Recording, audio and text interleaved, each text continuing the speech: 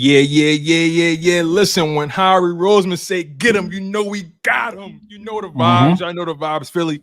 This is, of course, the Linc Up featuring the lovely Symone Stanley, the brolic Lord Brunson, and yours truly, your humble host, Tone DeShields II. Super grateful to be here with y'all, man. This couldn't have come at a better time. We already got over 100 people in the live stream just locked in. We know y'all been waiting patiently. We sorry we've been late. Y'all was supposed to get content on Wednesday, but life happens. But it's Freaky Friday, and we got so much to talk about with y'all. First and foremost, let me check in on my people. LB Symone, what's good? What y'all up to? How y'all feeling? Talk to me.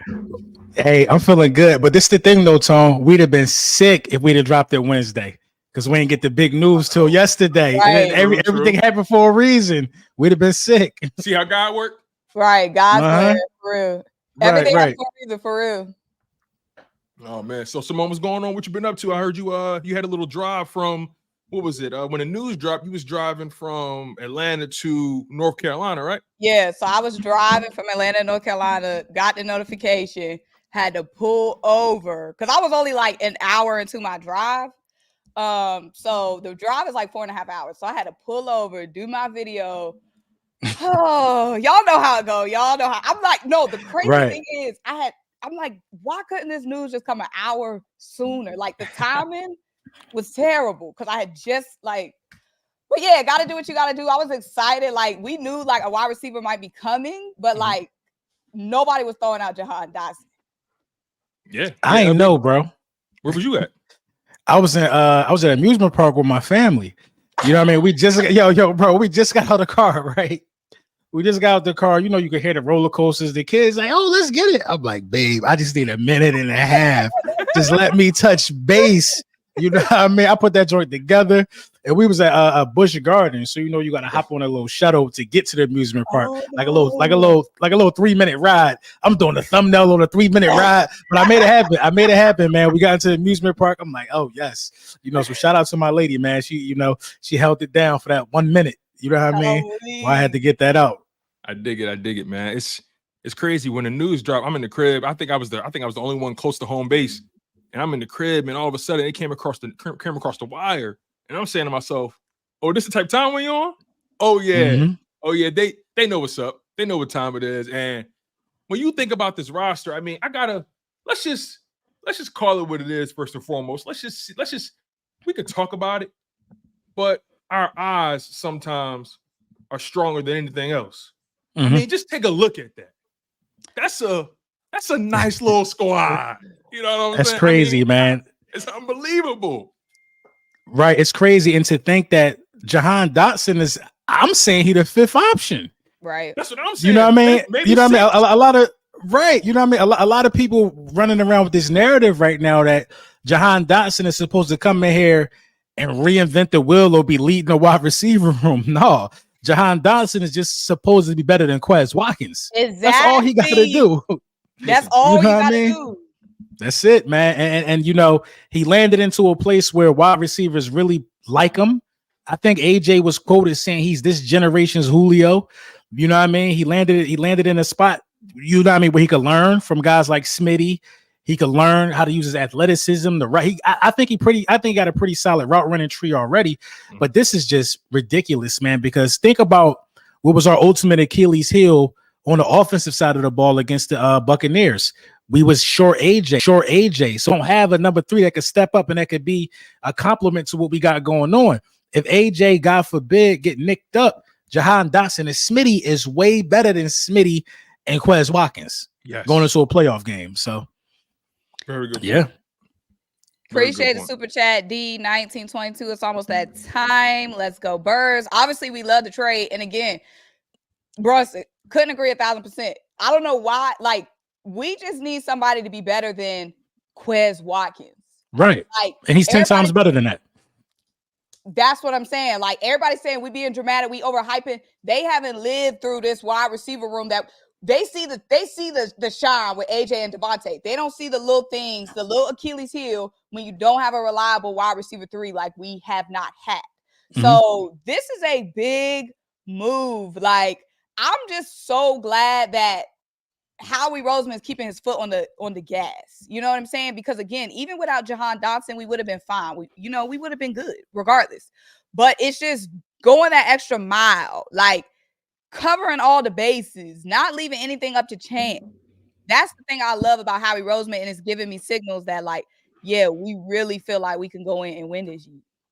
Man, whenever I hear somebody try to down talk this move, all I can say to them is, we used to pray for times like this to rhyme like this. Like, they don't understand what we've been through as Eagles fans when it comes to the wide receiver position, the cornerback position, just trying to make sure those positions are solidified, not just for the now, but also for the future. I mean, we came close when we brought in Alshon Jeffrey, but that didn't last long. You know what I'm saying? And then we thought Nelson Aguilar could be the guy, but that never really panned out the way we wanted it to. He had his best season when we needed it most, thank God. But now we got A.J. Brown, Devontae Smith, Jahan Dotson. Don't forget Saquon Barkley, Dallas Goedert, Jalen Hurts commanding the offense. I mean, this is one of those situations that you can't even dream about this. This is the kind of situation where most teams will never even be able to achieve something like this because they don't have the proper people in place in the front office to be able to move the numbers around. And that's where things get real interesting about this move because, you know, of course, obviously on the field, it's a beautiful move, but I think the move off the field, I think the move financially is even better.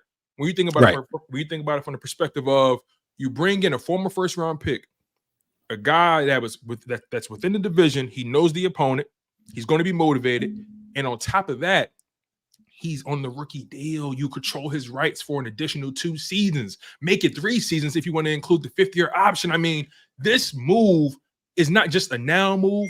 It's a tomorrow move. It's a next year move. I can't really. It seems like Howie Roseman just continues to outdo himself. He continues to show why he is the best GM in the NFL. And then on top of that, I mean, look, Nick Sirianni, Kellen Moore, Jalen Hurts. Don't look. I don't need y'all going to Howie Roseman office. Don't knock on his door not one time this season. I mean, You can't from to touch on that from a financial standpoint. The move is an A+. You know what I mean? What you gave up a 3rd round pick. We had 2 of those. You know what I mean? I think you got a 5th back. Now we got about 4 of those next season.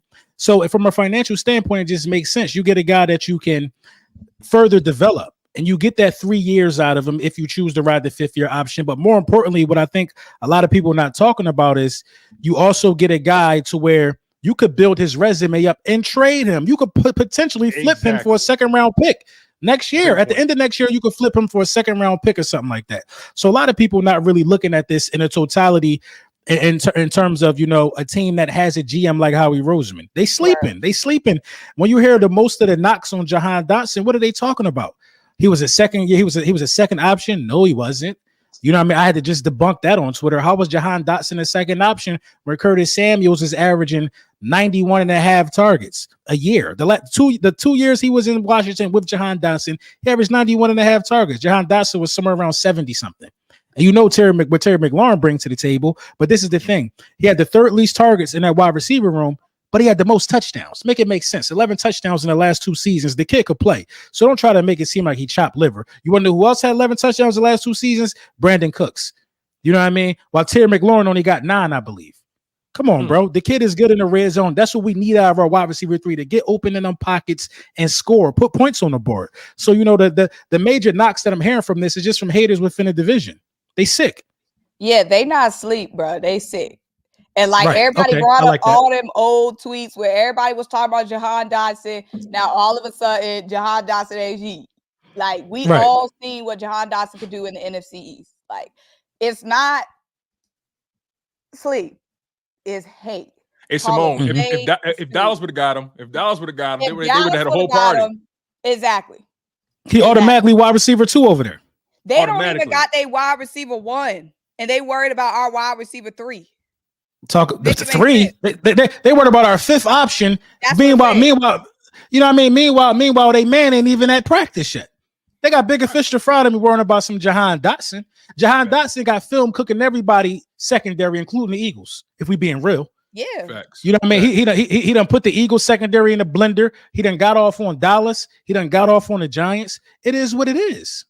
The kid could play. So don't try to downplay it because, you know, he's a Philadelphia Eagle. Now he don't got to come in here and be the man at all. He never even had to be the man in Washington. But to act like at 24 years old, 500 receiving yards in your rookie year, then 500 receiving yards in your sophomore year is bad, while you already have a bona fide number one in Terry McLaurin, make it make sense. And he went through 2 QB changes. Carson Wentz. Three. Carson Wentz is 3?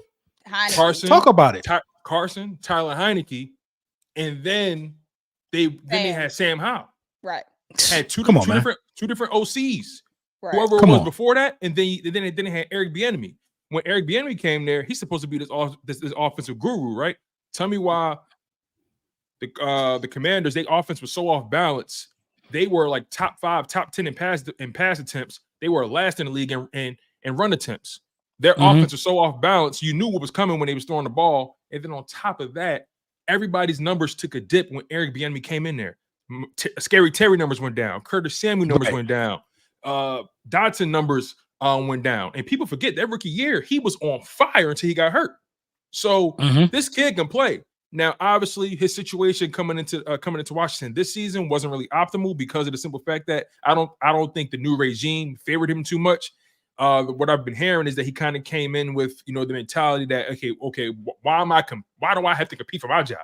I was drafted in the first round. I've been your most productive receiver in the red zone. Why do I got to compete with Diami Brown, who hasn't even done nothing close to what I've done? Why do I got to compete with Luke McCaffrey, who has done nothing what I've done?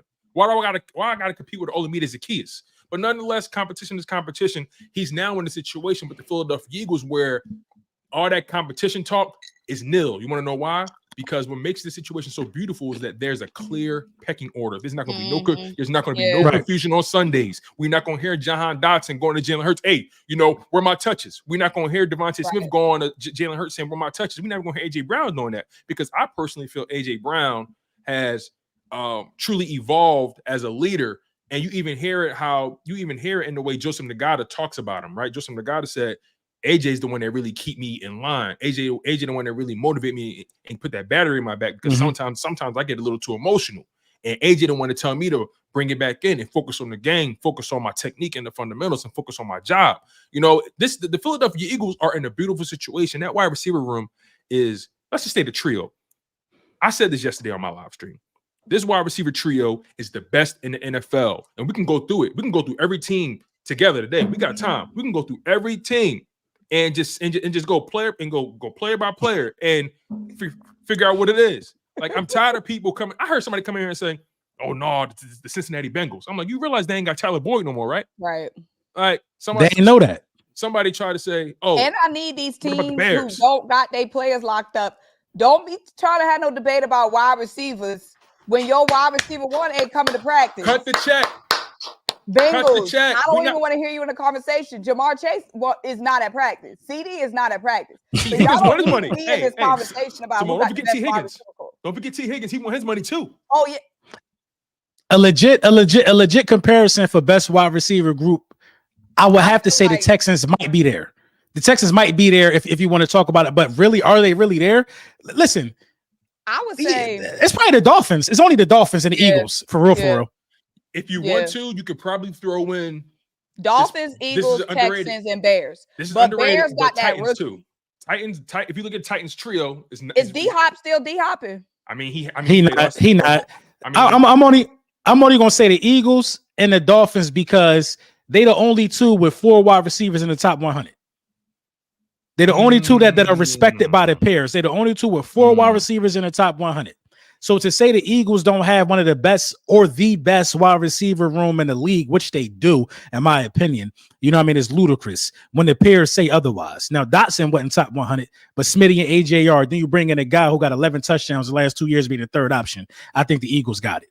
I think so too. I feel like the only respectable debate I would have when it comes to these who got the best wide receiver trio, the only debates I'll consider is the Dolphins, the Texans, and the Bears. But the Bears, when we talk about the core, we talking about the trio. We're not talking about duo, trio. Rome is a rookie, so I'm not going to put them in the top trio. Roman did nothing. And the quarterback is a rookie. We haven't seen them cook together yet. Exactly. We haven't seen Rome yet. Like, he got the potential, but how are we going to put them in the best trio when he ain't got no NFL film yet? And then take down 1 year. The Dolphins, right? Texans, Dolphins, and us. But I got us number 1. Easily. In my opinion, I'm taking AJ over Stephon Diggs. I'm taking again. And see, here's the thing, right? When you start getting into that top 5 wide receiver category, at that point, it's not even about talent no more. It's about preference. Pick your poison. Right. If it's a draft, okay, you pick the guy. I'll take who's left. You know what I'm saying? If AJ Brown and Tyreek Hill on the board, okay, all right. You take whoever you want first, and I'll take whoever's left. You get what I'm saying? So, like, when you start getting into that category, it's all about preference. But I'm still taking AJ Brown over Tyreek Hill because of his stylistically, the way he plays the game. I like AJ Brown's archetype more so than I like Tyreek Hill's. I like Devontae Smith's archetype more than I like Jalen Waddle's. And then Jahan Dotson, if you want to compare him to OBJ, we're talking about OBJ today, not OBJ when he was with the Giants. OBJ last year put up damn near the same numbers Jahan Dotson did. So if we're talking numbers, I mean, tell me something I don't know. Tell me something that's going to make the ground shake. I'm looking at AJ Brown, Devontae Smith, and Jahan Dotson and saying, you know what? Who really checking them? Like, the only thing that can logically give the Dolphins the edge is OBJ. Yeah, OBJ is still OBJ to a degree. Like OBJ is a better third option than Jahan Dotson. He's a better third option than Dotson. With that health? You know what I mean? Say that again. With the health? Health? I don't know. Healthy. What if he healthy this year? You know what I mean? Healthy OBJ is different. With my thing, I feel like we have to take, like, with anything we saying as healthy. Like, we just consider like OBJ as healthy, like everybody as healthy.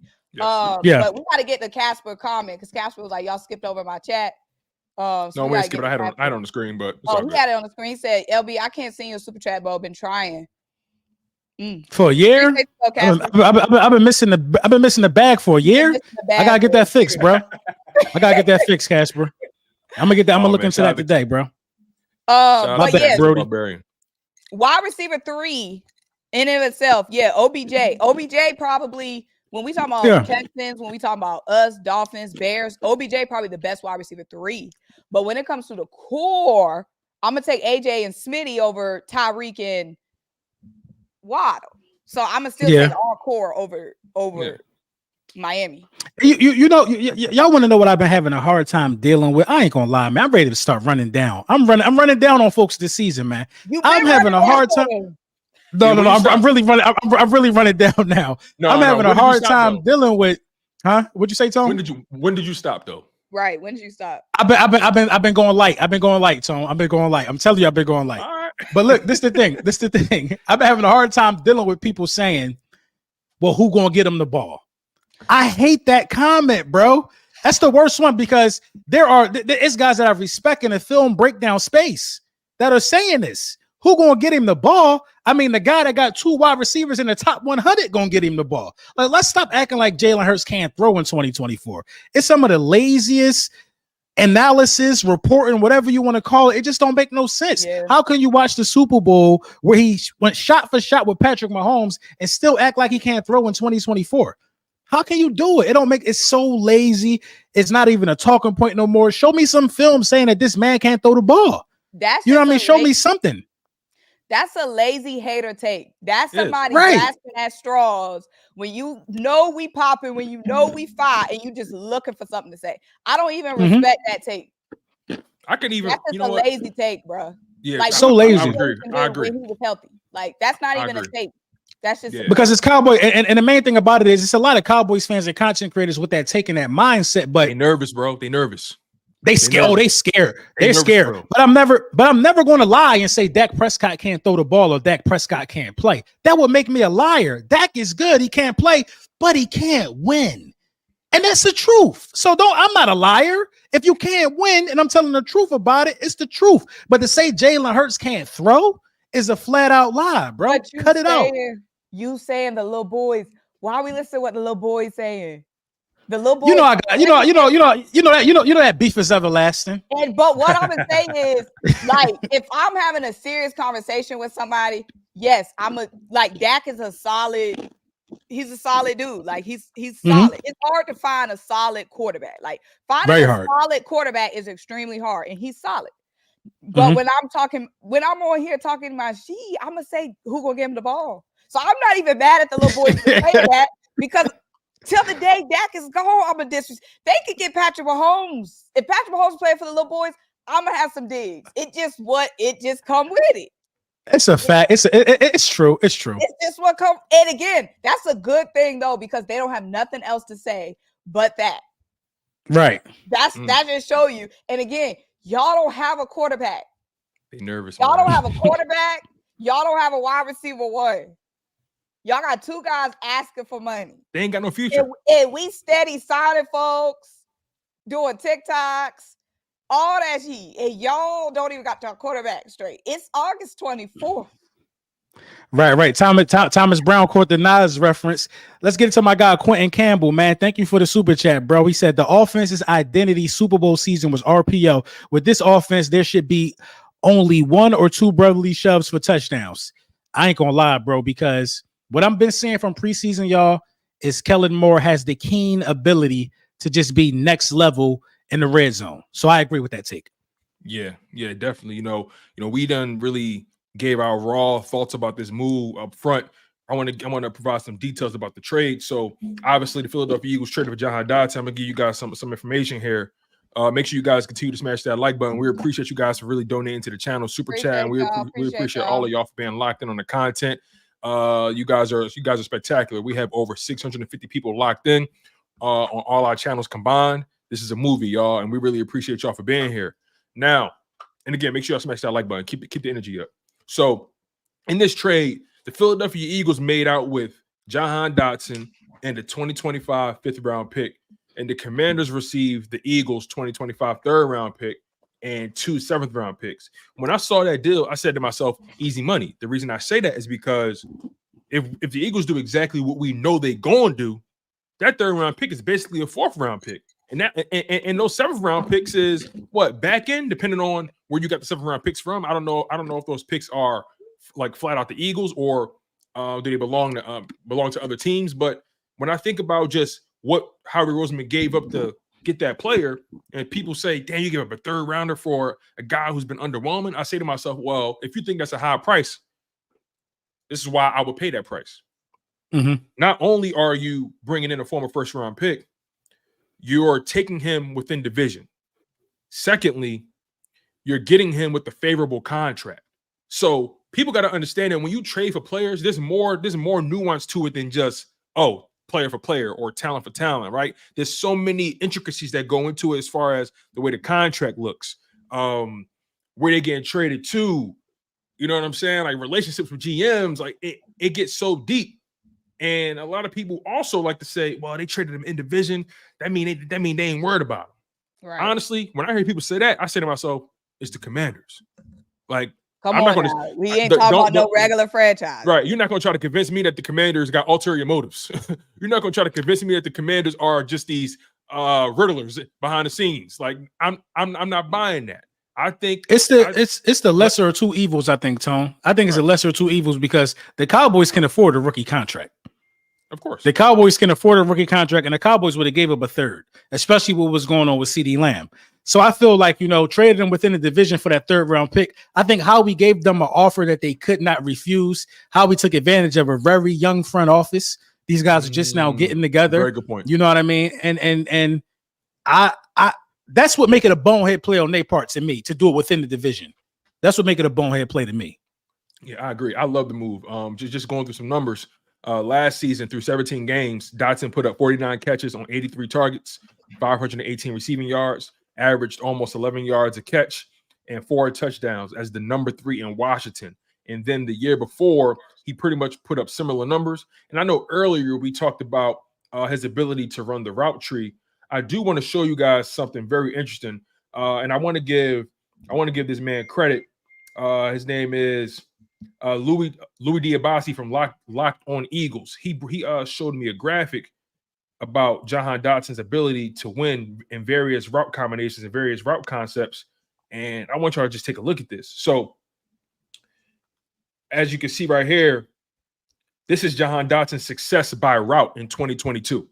And we're going to get to your super chats, by the way, you guys. We got a whole show. We want to make sure we give you guys a cohesive product. So don't think we forgot about your super chats. We're going to address all of them. But yes, this is Jahan Dotson's success by route in 2022. Sheesh. I like it. So y'all look at that and y'all tell me what y'all feel. He can run a whole route tree. He can run a whole route tree. And that's just 2022. Now, 2023, a little worse, but I think the quarterback play, again, was mediocre and the play calling was inconsistent. Yeah. But still, he's winning more than he's losing in these routes.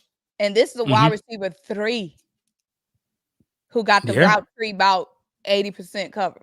Yep. So this is 2023. And another thing that we need to discuss, right? You see how we didn't just trade for your prototypical number 3 receiver. He traded for a guy that not only can win in the slot, but can also win on the outside. According to PFF, Jahan Dotson played 65% of his snaps on the outside and played 35% of his snaps in the slot. And he's shown an ability to be able to win anywhere on this field. So then you brought up earlier, Laura Brunson, you brought up the fact that 1, who you going to guard, and 2, he's probably option 5 or 6 in this offense, right? Let's really think about it. So AJ Brown, option 1. Right. Devontae Smith, option 2. Dallas Goedert, option 3 in the passing game. Then you got Saquon Barkley, option 4. And then option 5 may be Jahan Dotson, or option 5 could be a Jalen Hurts takeoff. Right. And then option 6, Jahan Dotson. So at worst, Jahan Dotson is option 6 in this offense. At best, he's option 5. You mean to tell me Jahan Dotson, all he got to do is do what he did in Washington. That's all he got to do. Right. But this is the thing. This is the thing that people fail to realize. Jahan Dotson, the addition of Jahan Dotson means that somebody is going to win on every single play. Yeah. AJ might not win. Smitty might not win. Dotson might win. Goddard might win. Saquon might win on the check down. You got a guy like Jahan Dotson in this offense. The check down becomes that much more important for Jalen Hurts. If the deep ball ain't there, if they covering guys running routes 15 yards or deeper, then the Saquon Barkley screen or a Saquon Barkley check down could go 80 yards. A Jahan Dotson screen or a Jahan Johnson check down could go 80 yards. A Dallas Goedert check down could go 15 yards, 25 yards or something like that. This offense is beyond explosive. And 3 wide receiver sets. There's nobody in the National Football League that's coming out there with 3 cornerbacks, you know what I mean, on more than 5 drives in a game, unless it's a Hail Mary situation in most cases. That means that Jahan Dotson or whoever's lined up in a slot going to be matched up with a safety. There's no safety in the National Football League that could guard Smitty, bro.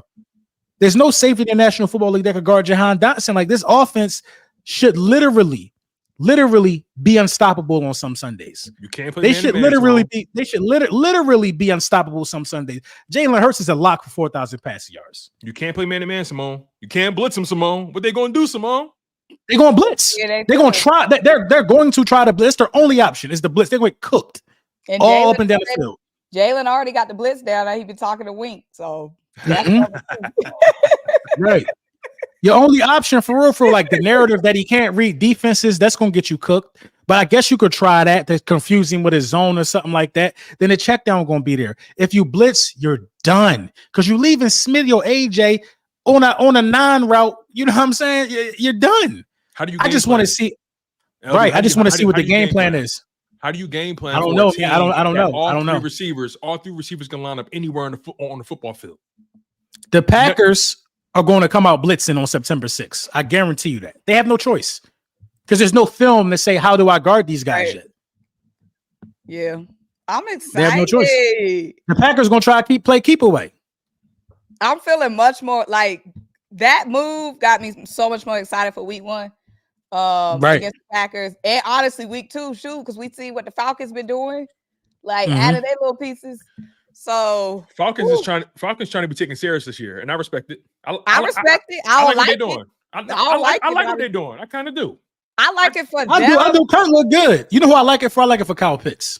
Yes. I don't like it for none of them. I live in Atlanta, and we gotta play them week 2. Yeah, you gotta I love it right. for them after week. The last thing I can have happen is us coming to the link ain't good for them. The only way I'm worried is if we lose to the Packers.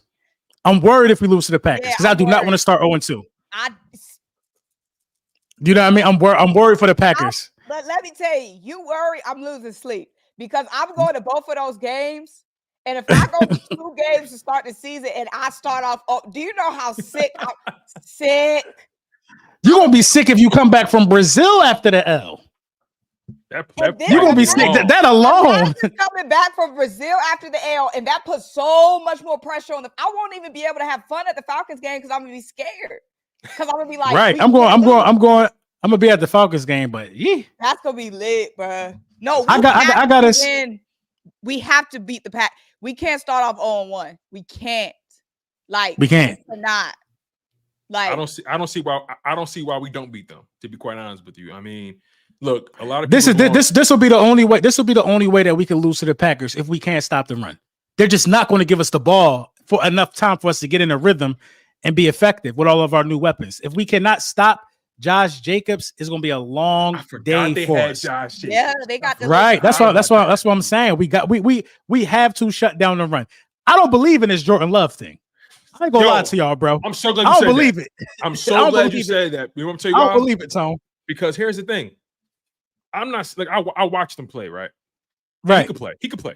But my problem is just how quick everybody starts stroking. Like he only really gave you 9 games of quality football. Right. But I'm gonna tell you, but I'm gonna tell you why.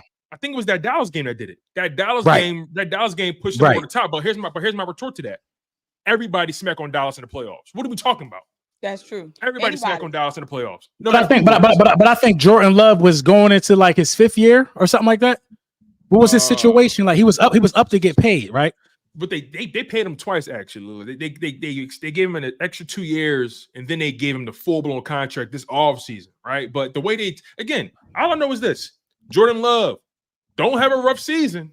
He had a good season, though. Overall, he had a good season. And the Dallas game was a cherry on top. And he almost beat the Lions. You know, he did. He did. No, what San Fran you mean. San Fran. But he almost beat San Fran, yeah. But here's the thing, though. To your point, hey, Love, don't have a bad season because they'll flip on you quick. Just ask my man. Don't have a bad week 1. I'm telling you, don't have a bad week 1. But as good as the Jahan Dotson move is, I am still slightly concerned. I'm not even gonna lie to y'all, yo. I'm slightly concerned about the defense, and I'm slightly concerned about the tight end 2 position. We did just cut CJ Uzomah. That means that this EJ Jenkins thing is getting a little steam. I do not have any faith in Grant Calcaterra staying healthy. You know what I mean? I feel like we should have drafted a tight end 2. You listen. The nuts and screws can use a little more tightening. That's all I'm saying for security purposes. You know what I mean? I hate to be that guy, but you know what I mean? It's a couple things we gotta tighten up. First of all, they be mad when I say I'm scared for a game. First of all, I ain't playing. Y'all shouldn't care if I'm scared or not. As long as Jalen and all them, I have to be confident. I ain't on the field. But anyway, we just talked about being scared. Now you bringing up some bullshit. Why? Because it's the truth. But can we not do fear back to back? So let me ask y'all, what's up with the tight end 2 position? I'm worried about it because Kellen Moore uses these guys. We lost CJ Uzomah. I thought he was a lock to make the roster. Grant Calcaterra, I think he got like 140-yard pass coming out of the second half in one game 3 years ago. That's the only thing I can remember him doing. Yeah, that was in the Washington game. That's the only thing I remember. That was the moment where I was like, "Oh, he could play." I was there. Matter of fact, that's why I remember it. That was a big catch too. Right. You know what I mean? We just let certain positions just go to the wayside.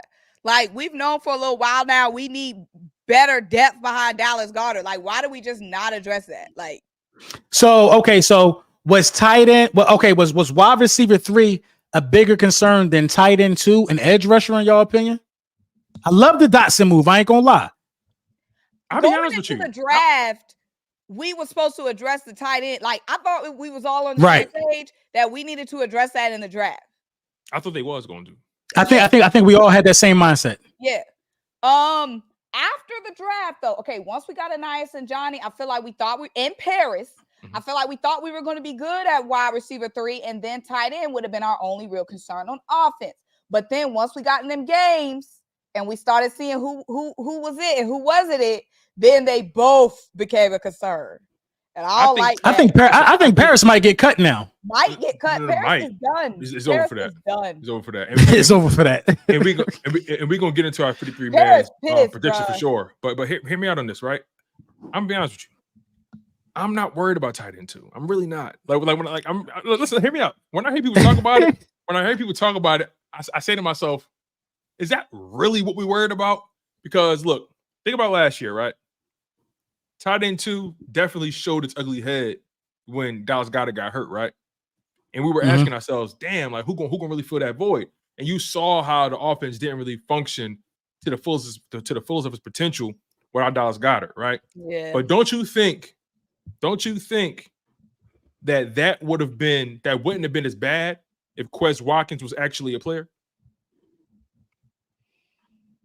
Wait, I'm sorry. I was reading a comment that I got. I don't know. What I'm trying. I don't know how I feel about that because what I'm trying to say is. Oh, so go ahead.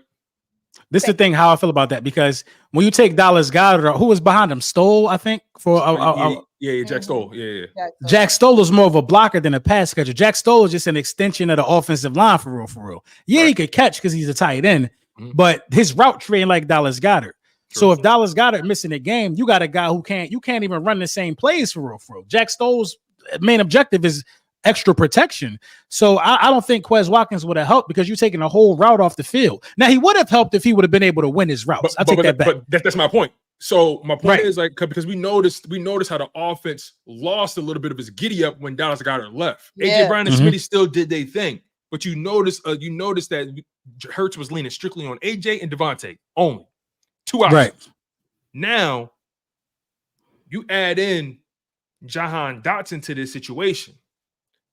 AJ Brown, Smitty, Jahan Dotson, God forbid Dallas got to go down. But if you do, let's just say the backup tight end ends up being, and let's just say Greg Calcaterra hurt too, because I don't trust his body. God dang it, we just dropping everybody off. No, listen, I don't trust him. EJ Jenkins, I'm gonna be honest with you, I like him, and he showed flashes. And if you put him in a situation where you got AJ Brown, Devontae Smith, Jahan Dotson, Saquon Barkley, you mean EJ can't get open? Yeah, he could get open, but this the thing though. So if Dallas Goedert does go down, I will say this: now you have the luxury of being able to run a ground and pound offense. Get your best blocking tight end in his place and pound the ball with Saquon Barkley. Just don't throw the ball as much. You know what I mean? Pick your spots. You can run more play action. It's a lot you could do. No, but you're right though. Without Goedert, it makes your offense more predictable because your tight ends become utility guys at that point. If you see, and then we refuse to run the ball. Mm-hmm. You know what I mean? When Goddard was up, we didn't run the ball. Shout out to y'all, man. 530 people in the building. I'm looking on my channel from my phone. I don't know how many total, but y'all definitely be showing up for us, man. Shout out to y'all. 800 people total. That's what we do, though. That's what we do. Shout out to everybody. Yeah. I gotta address some bullshit I seen. Because a little boy doesn't. Some super chats packing up on us. Somebody said, we gonna get to all of them. Trust me, we got y'all. Somebody said it wasn't a super chat. It was a hater that jumped in, probably from Lord Brunson Twitter account. Zacchaeus definitely was. He said Zacchaeus beat out Dotson. Y'all got worse than last year wide receiver 3. First and foremost, we didn't use Zacchaeus. Zacchaeus is a fire wide receiver 3 that we did not use. I like him actually. Right. I like him too. I like him. He got Zacchaeus. Like the Falcons with Zacchaeus, like Zacchaeus is a very good wide receiver 3. That's why we got him. That's how we got him. But with that Brian Johnson, with that Nick Sirianni, with that prioritizing Quez Watkins, we straight up did Olamide Zacchaeus dirty. We didn't maximize Olamide Zacchaeus. Like, so we didn't maximize Zach Pascal. So exactly. So he said Zacchaeus beating out Dotson is a bad sign. No, Zacchaeus is a good wide receiver 3. Like Zacchaeus beating out Dotson, if that is the case, doesn't raise any alarm. Zacchaeus is good. We didn't use him good. So please do not make your assumptions of Olamide Zacchaeus based off of the way we used him. And I guarantee you Dotson have a better year. Hey, listen though, real quick though. Now all of a sudden they know who Olamide is. Now all of a sudden, Olamide, that guy.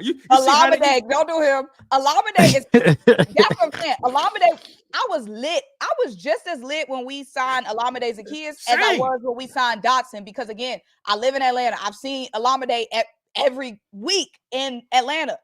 We were using Quez. Once Quez got back, why were we? There was 2 touchdown catches where Olamide made great grabs for us. Important ones. Important grabs. Like Olamide was him as a wide receiver 3. Okay. Quez ain't catching either one of them passes. Quez was not catching none of those. Because he ain't got this. Quez ain't catching either one of them. Yeah. What Kobe do? He ain't got this. He ain't got it. And I was pissed when I was sick because Olamide is a Philly guy too. Like, I get it. Of course, why would you want to come back after Brian Johnson and Nick and all that boo? But I'm like, dang, we lost Olamide. We lost a good one. Like, don't sleep on Olamide. Kellen Moore would have used him to a T. Exactly. Kellen Moore would have used him to a T. Whoever the Falcons OC was using him to a T. Like, right. So don't play Infamous. I know. I went to the same. Oh, my man, Infamous. Oh no, listen. Oh, now you friends with Oz. Oh, now you. I know Infamous. Watch this. I know Infamous. You gotta watch him. You know why? Infamous is you can't trust Infamous. I'm gonna tell you why.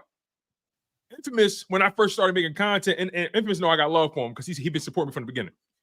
Infamous was an Eagles fan when I met him. What? But then I can't. But what you mean was? No, follow me here. He was an Eagles fan when I met him, right? But then when things went south for Carson, I couldn't find him at first. And then all of a sudden, I started seeing him talking about let's go Colts. I'm like, hold on, wait, time's out. So hold on, wait. You was a Carson Wentz fan, not an Eagles fan? And then I'm like, okay, Carson actually did have a solid Colts season, but they moved on from him prematurely. Nonetheless, this man became a Colts fan. So who is he a fan of now? Then when Carson went to Washington, I saw this dude talking about Commanders. So I'm like, hold on, wait, time's out. So he just a Wentz fan. I can't trust you.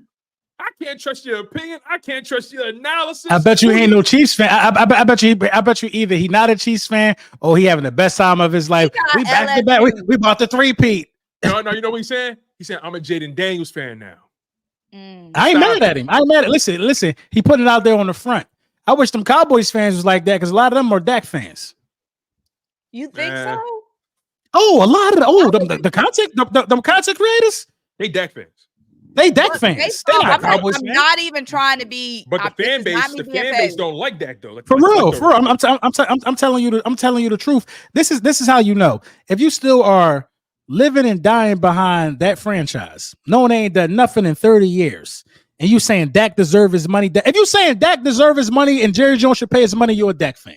That's the key sign right there. Because Jerry Jones should not play no employee who can't get it done. That don't make sense. Somebody will though. Somebody else should. I don't think it's a Dak issue though, Symone. I really don't. I think no. Hear me out though. The Cowboys have been dealing with their playoff issues before Dak got there. That's a 30-year, 25-year issue. So all right. So okay. Go ahead. I'll let you finish. I believe that because I agree that I think Dak is actually a good quarterback. If you put Dak, perfect example. You put Dak in Atlanta, you put Kirk Cousins in Dallas. I think same result. Same result. They the same guy. The same result. They are the same guy. Same result. But I think Dak, I think that pressure will be less in Atlanta than it is with Dallas. I think Dak will actually have some peace of mind. It's not pressure, man. Throwing on picks in the playoffs is just being buns. And this is the thing. When you talk about the drought, I'm trying to throw Dak Bell. Y'all see me trying to throw Dak Bell? I'm trying. We talk about how long the drought was. Tony Romo ain't never have 9 All-Pros. True. On the offensive side of the ball and the defensive side of the ball. Tony Romo ain't never played with 2,000-yard receivers, 1,000-yard rusher, a 10-sack guy, a 10-interception guy. So Tony Romo TO for a year and a half and said, work it out. Dak Prescott has had some stacked rosters in the era to where you can't even touch the wide receiver. You know what I mean? He has some stacked rosters. So, you know what I mean? I think it's been way more favorable for Dak than it was for Tony Romo if we're keeping it a bean. Now, I'm not going to sit here and say all they playoff woes is just on Dak. 2 things are true. Do they have bigger issues in the playoffs than just Dak? Yes. But is Dak mid in the playoffs? Yes. 2 things are true. I don't think Dak is mid because of what pressure? There's absolutely no pressure to play in Dallas. Hey man, if you throwing 2 interceptions in a playoff game, I can't blame that on nobody else. The Packers lost, y'all. Not to go too far into this, the Packers' loss was on Dak Prescott. He threw them out the game. He threw the 2 picks in the first half. Yep. It was over. What you want the defense to do? Get them interceptions right back? It don't work like that. You know who ain't never did that? Hurts. He ain't never do that. He ain't never do that. A game where he threw two interceptions in the playoff game. Never did that. And the biggest caveat to this is the peers understand that, though. You know what I mean? The peers understand that, which is why Jalen Hurts is the highest ranked quarterback in the NFC. And Dak is 1 spot behind them. Although he had an all-pro season, Nobody is talking. Look, that's why I didn't want to do it. This is why I want to do it. They texting me right now. Cowboys content. They watching. He said, "You talking dad? You talking Dak mid show? I love it. Hurts fumbled that Super Bowl away. I ain't. It's Rome. CFT. My evil twin. That's my man. Right. That's my man. My evil twin. You know what I mean? No, man. You listen. We keeping it a bean, Rome. You know what I mean? Twin. Yo, that's funny as hell, yo. Bro, you know what I mean? We keeping it a bean. The last thing I'm gonna say on the little boys is, Tone, you dead wrong for giving him that pass. That is not a real pass. There is no pressure to perform. They let Tony sit up there, not win nothing, and kept paying him, kept toting that same little team out with them same expectations. There is no pressure. What do they pay? They don't pay nothing. Listen. You see what what I pulled. You see what I pulled out of y'all, right? You see what I created, right? Some bullshit. You see what I created, right? I got Laura Brunson got Rome texting him now. Like, you see what's going on? Like, you see what I did? It's called content creation. You feel what I'm saying? Like, I think I'm not gonna lie. I don't think Dak feel the pressure though. What pressure? I don't think you feel it. What is the consequences for them not for the drought that they have been in? What's been the consequences? There's been no consequences because they have been they've still had great TV ratings. They still on every Thanksgiving. Their ex-players still right. Their ex-players still get great broadcasting jobs after it's over. There really is no consequences. Dak is about to leave the Dallas. Dak is on the highest paid proven deal I ever seen in my life. Dak is about to leave the Dallas Cowboys organization and go somewhere and make like $60 million a year to a team who feel right to it. They gotta give it to him. If you feel like you're a quarterback away, you gotta pay Dak Prescott that bread. You gotta pay Dak Prescott that bread.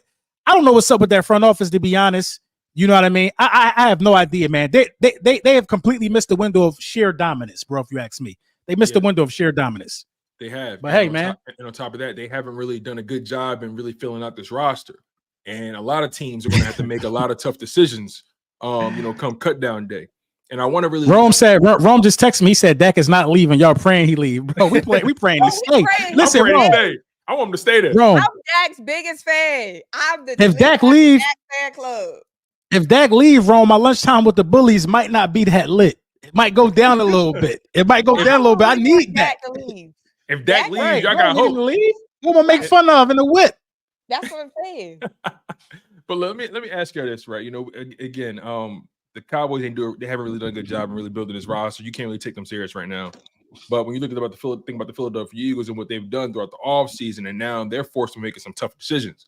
The last preseason game is tomorrow, and they're gonna have to cut down that roster from 90 to 53 or whatever it may be. So I kind of want to go through a little bit of a 53-man roster prediction with y'all. Right. And I'm curious about how y'all want to approach it. Now, I could go through mine, and then y'all could voice if y'all will replace a player, add a player, and we can go position by position. Let's do that. Let's do that. If you got something to put on the screen, let's do that. Let's do it that way. I got you. Say less, my brother. Say less. It don't take much from me. Listen, y'all are tuned into the Link Up. Make sure y'all smash that like button. Make sure you guys stay engaged with the content. You guys know for a fact when we do it big, and the vibes is always, quite frankly, electric. We appreciate y'all. I'm here with Symone Stanley, Laura Brunson, yours truly, Tone DeShields, the second from Chalk It Up Sports. Y'all know the vibes. Y'all know how we do it here. Now, let's get to this 53-man roster prediction, because this one was a little tough, because I did an early one, and then I did a second one, and this is my third and final one. So this is what I'm rolling with. So I feel like offense is a little easier. Defense is where it gets more difficult. So quarterback, obviously, I got Jalen Hurts, Tanner McKee, Kenny Pickett. I think the Eagles will come to their senses and make Tanner McKee quarterback number 2. I hope they do. But nonetheless, I got Jalen Hurts, Tanner McKee, and Kenny Pickett. At running back, I got Saquon Barkley, Kenny Gainwell, Will Shipley. I think they keep 4 running backs. I think they go with Terry and Davis Price over Lou Nichols and Kendall Milton. I don't know why Madden got Davis Price as a tight end. Madden got Davis Price as a tight end? Yeah, I seen him like in some tight end sets when I was playing earlier. I'm like, who the hell is Davis Price? He fast as hell. I was like, oh, that's the running back ball. That's why he fast like that. I mean, it is Madden. You know what I mean? But yeah, so again, just stop me where y'all see a a discrepancy for y'all. So Saquon Barkley, Kenny Gainwell, Will Shipley, Tyrion Davis Price. The reason I got them keeping 4 running backs is because they did that last year with Swift, Gainwell, Boston Scott, and Rashad Penny. So then wide receiver, I got AJ Brown, Devontae Smith, Jahan Dotson, Britton Covey, Johnny Wilson, Anaya Smith. The reason I got Anaya Smith there is because they drafted him. And I think John Ross and Paris Campbell ultimately, A, haven't shown them enough, and 2, they're not really tied to them. They ain't really got nothing invested in them. They can let them go. Paris Campbell and John Ross was fighting for the Jahan Dotson role. And Jahan Dotson. I think Anaya Smith goes to the practice squad, and I think Ross make the roster. You think John Ross over Paris? Interesting. I think John Ross might make the roster, yo. John Ross been solid. If John Ross would have got more reps with Tanner McKee, bro, John Ross he'd probably have Covey's spot. Yeah, if I was them, I'd be pissed that they had to play with Pickett because Pickett was touchdown. Not a good representation. See, and I tweeted about this. Like Kenny Pickett playing, it just didn't give you a good representation of what we have in terms of depth at wide receiver. Because Kenny Pickett is mid. He held on to the ball too long. He threw some horrible balls. I mean, luckily for God's sake, Johnny Wilson had a good game 1 in the preseason. You know what I mean? So we know something was there. But I got mixed emotions with the wide receiver room after Britton Covey because I feel like Johnny Wilson's best chance to have impact is being tight end too. But I know he don't want to do that. I feel like you kind of got to get in where you fit in, man. Johnny Wilson, what he need to do to make the roster. Right. You know what I'm saying? Like think of it as you could probably be like Kyle Pitts. Who knows? But Johnny Wilson, I think he don't like. Since when did having to play a different position mean you not good? That's like guys have this knock on wide receivers going to tight end or wide receivers being in the slot or cornerbacks playing the slot. But yeah, I think Johnny Wilson, man, will be better as a tight end, but he's definitely making the roster. Okay. I have what you have. I have Johnny and Anais, and then I got Ross. I got Ross and what's bull name? Paris Campbell. I got them out of here. And Michael was in the chat for about the past hour asking us what we thought about Paris. This is what we think, Michael. I know it's an hour later. I don't know if he's still on. Unemployment line. That's what we think. I know Paris like, damn. I would definitely. I ain't gonna lie, bro. I would practice squad the hell out of Nye Smith, and I would keep Paris Campbell on his roster. I would too, because that makes your wide receiver room technically stronger. In my opinion, it do. Paris Campbell got a lot left in it. Paris Campbell is still good. Yeah, I just don't know where his health is. Now, I thought, to your point though, I actually had this feeling when I was making this. I was like, Anaya Smith ain't really show you a damn thing.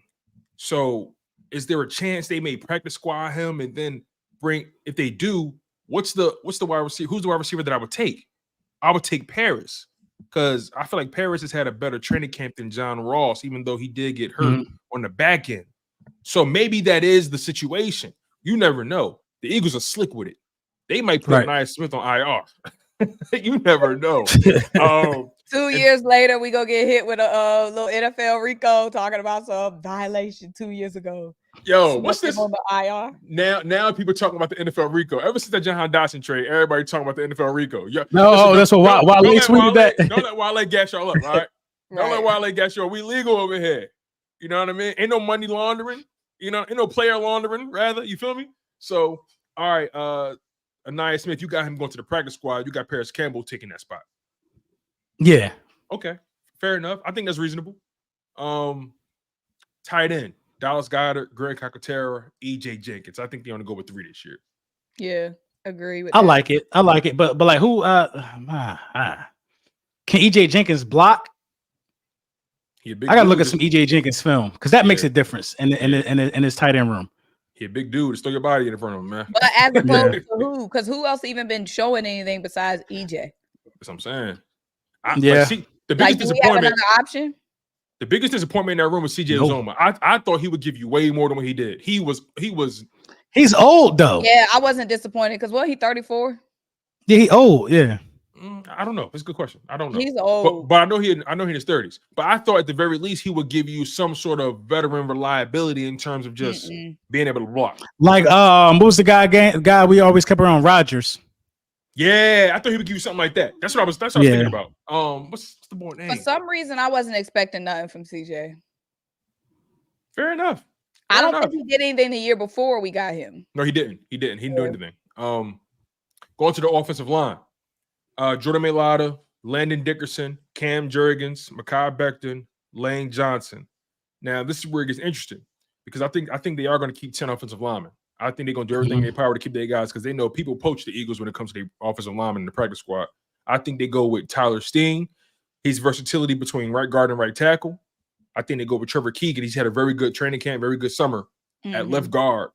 They definitely keep Fred Johnson. He's been Jordan Mailata. They love him. They love him. He's been a backup for Mailata for the past 2 seasons, and he's okay. Darian Kennard. I think Darian Kennard made a case for himself. I like him.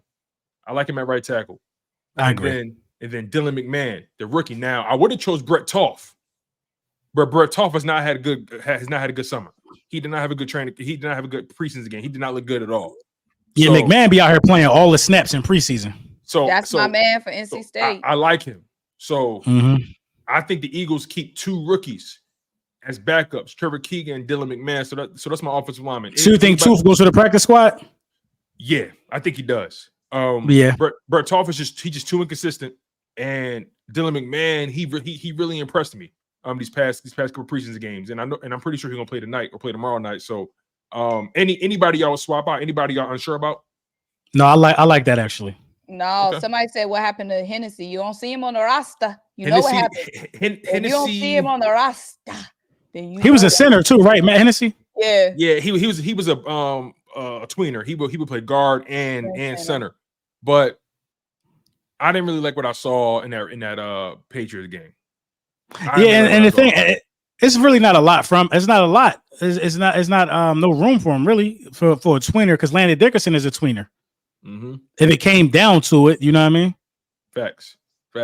And again, like, you do got versatility with these guys. Again, Tyler Steen is the guy that can play right guard and right tackle. Knowing Stoutland, he got Trevor Keegan ready to play left guard or right guard if it ever came down to it. Darian Kennard is definitely a right tackle, but he's a former, guard, if I'm not mistaken. Dylan McMahon, again, I like him. And then Mekhi Becton, right guard, right tackle. They do got versatility on that right side. So, I do like this group for the offensive linemen. So, right now, we had 26 players. Now, moving on to the defense. Now, I broke down the defense a little bit more because I really had to figure out who I was. Like, it got a little tricky. But, DT tricky. Because, edge outside linebacker tricky, too. Outside linebacker, that's a weird combination of just players. So, you got to really break that down a little bit more. So, D tackle, I think they're keeping 6 guys.